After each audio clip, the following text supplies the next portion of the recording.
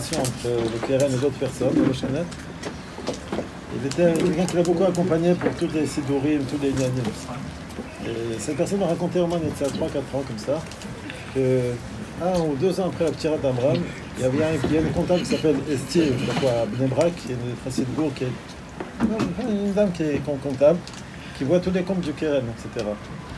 Et quand elle le voyait avec Amram, elle se suspectait, elle n'avait pas tellement confiance, c'était quelqu'un de Tchouva qui vient de loin, etc. Un peu spécial. Et un jour, il faisait la date entre Ouman et Israël, il était un peu dans Tikva, la comptable l'appelle. Elle appelle au téléphone, elle dit: est-ce que tu es en Israël? Viens, je veux te parler. Elle était à Bnei-Brak. Et elle dit: bon, je viens, qu'est-ce que. Bon. Il passe, il fait un saut de peut-être à Bnei-Brak, elle montre des carnets de compte, elle dit: tu te rends pas compte de ce que je vois là? Je comprends pas, moi, dans les comptes, je comprends rien du tout, moi, je suis pas comptable. Elle était en larmes, la comptable était en larmes. Elle a dit: je comprends pas ce qui se passe, je viens de faire tous les comptes, les plus et les moins, tout le KRN, après 1 an après la tirade d'Amram, ou 6 mois ou 1 an et demi, je ne sais plus exactement. Elle a vu ce qu'il m'a dit en tout cas, que le compte du KRN était le même que quand Amram a pris le KRN au début. C'est pas un truc qu'on a. C'est-à-dire 15 ans avant. 14-15 ans. Il a rendu le après quoi, tous les balances. Comme Rabbi Israël a donné. Elle était tellement émue parce que c'est un truc qu'on ne peut pas tenir Kavan Mina. Bien sûr. Elle dit: je ne comprends pas ce qui se passe. Il a expliqué, donc bon, il a été touché. Après, là, on a fait part aussi à Shmolik, tout ça. Il était constant, c'est impressionnant parce que même si on veut faire une chose comme ça avec Bekavana, on peut le faire. Kenneret, c'était Machou Neyman. Juste pour appuyer avant d'autres choses, ce que tu as dit tout à l'heure, la Khatan, il me semble qu'une fois, Israël a dit que dans le Dibour, Shem Gadol, Dim Klal, il a dit une fois, je crois, que Kol la Torah, Kol Kalul Badel Dibour, ça inclut toute la Torah et tous les. C'est un Dibour qui est très général, quoi. Des fois, il disait ce Dibour pendant, je sais pas combien de temps, en riant, en pleurant, en truc, toutes ces interventions, avec un dégouré, comme ça, il voyait l'Ansor qui est dans ce Dibour. Hashem Gadol, et on ne sait pas, on comprend rien.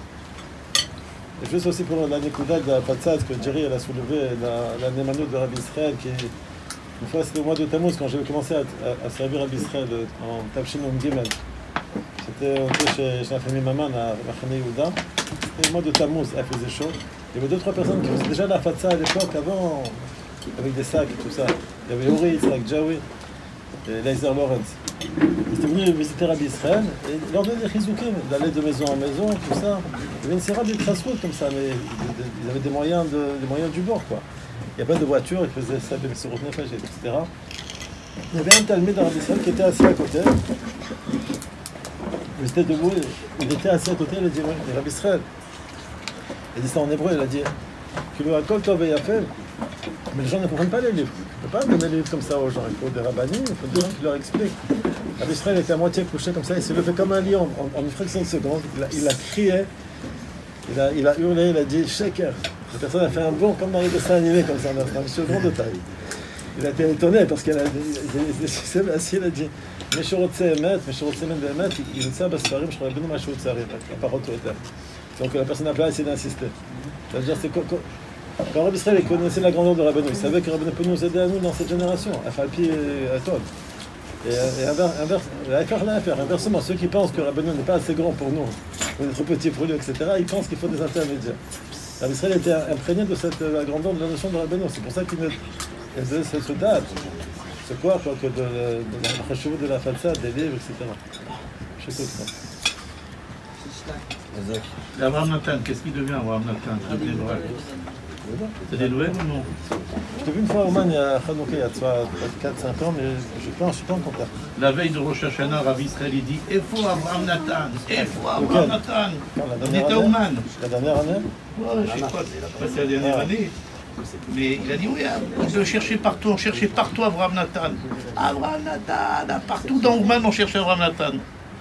Et finalement, on l'a trouvé, il se rapproche de Rabbi Israël, il se met accroupi. Il dit: Ken Saba, misé, Abraham Nathan. Paf, il lui décoche une claque. Mais une claque. Jamais vu une claque comme ça. Boum, il est tombé. C'est quoi ça? On le dit à Shrecha. La veille de Rosh Hashanah, tu prends une claque. Et c'est avéré que Mamash, il avait un gros problème de santé. Et qu'apparemment, il devait pas durer longtemps. Et Rabbi Israël lui a fait la veille de Rosh Hashanah, il lui a fait un takadinim, il lui a tout enlevé. Il lui a sauvé la vie la veille de Rosh Hashanah. C'est extraordinaire. Hachem, il est... Shalem Vebari. Retrouvez les cours des Chaverim Nanar sur le site du Keren Rabbi Israël, nachmanneumann.com.